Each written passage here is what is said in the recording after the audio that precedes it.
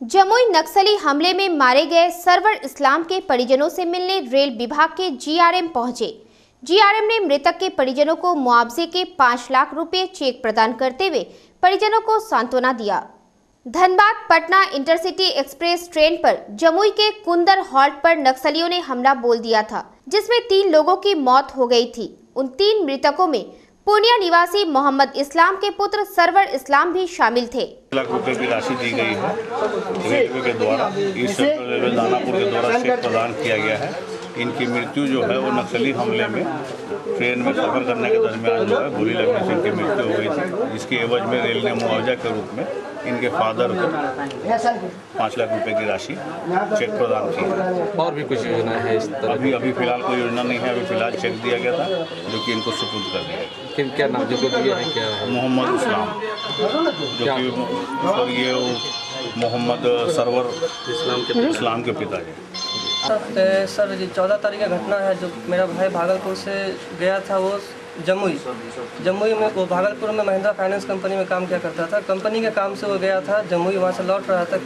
Fuel के आसपास का घटना है ये खबर हमको सर न्यूज़ से मिला, टीवी न्यूज़ से मिला हमको कि वहाँ पर इसी तरह घटना घटा है। तो कंपनी वाले को हम फ़ोन किए, वहाँ से हमको जानकारी मिली कि आपके भाई उसी ट्रेन पे था, उसके साथ भी ये घटना घटा है, आप उससे संपर्क कीजिए। लेकिन हमको सर शाम 4:30-5 बजे तक कहीं से कोई इन्फॉर्मेशन नहीं मिला कि कहाँ पे क्या हुआ है।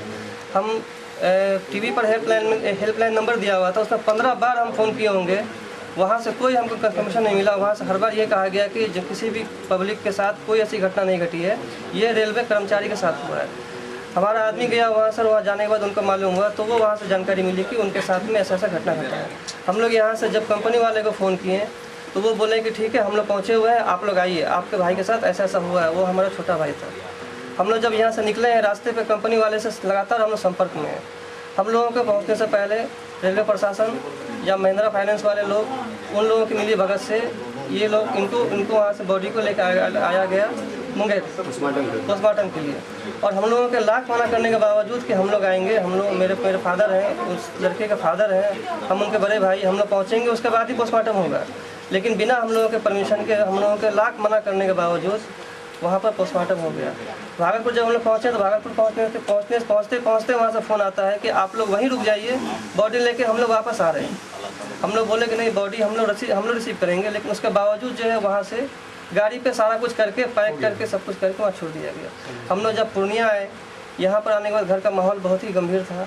हमारी मम्मी का जो है वो उनका रो का बुरा हाल था। ये बताइए कि जो कुछ घोषणा की गई थी वो सर यहाँ आने के बाद दिन के 12-1 बजे जाने के बाद भी कहीं से कोई हम लोगों से मिलने के लिए नहीं आए।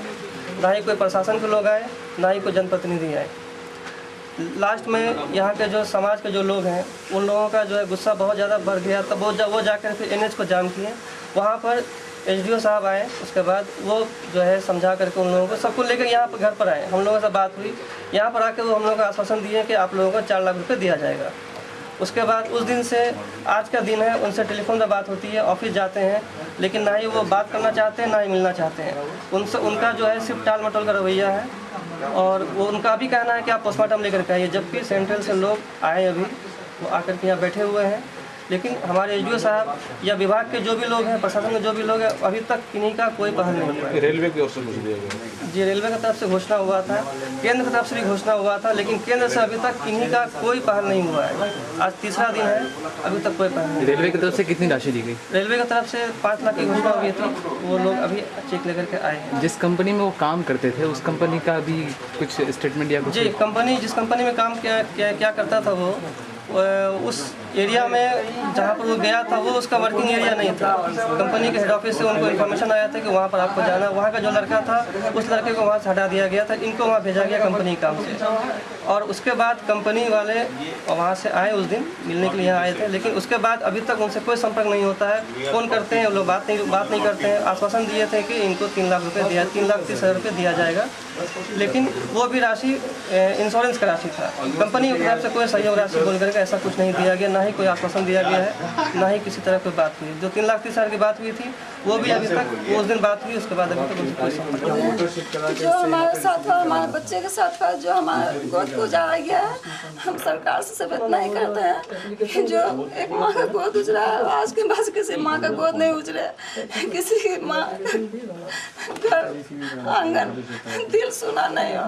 एक बहन है कुमारी, हमारी एक बेटी है, हमारा बेटा का हमको सहारा था, हमारे बेटे को हमसे अलग किया है। इस चीज़ पर सरकार जो है नजर डाले, कहीं भी ऐसा कोई घटना नहीं हो।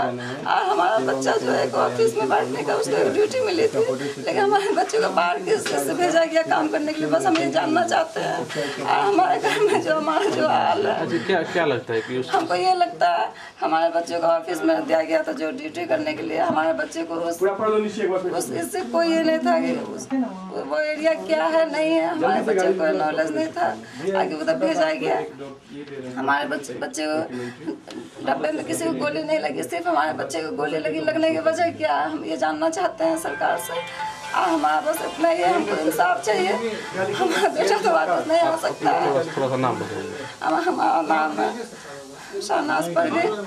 हमारा बच्चा था एक सैयद का नवासा था, उसको शहादत का दर्जा मिला। इस चीज़ को हम मान रहे हैं, सैयद का नाती था वो। शायद जो भी हमारे बच्चे को कत्ल किया है, जो भी हमारे बच्चे के साथ ऐसा किया है, वो गलत किया, उसको नहीं पता है कि एक माँ का गोद ही नहीं उजाड़ा है, पूरे देश की माँ का गोद उजाड़ा है हमारा दिल।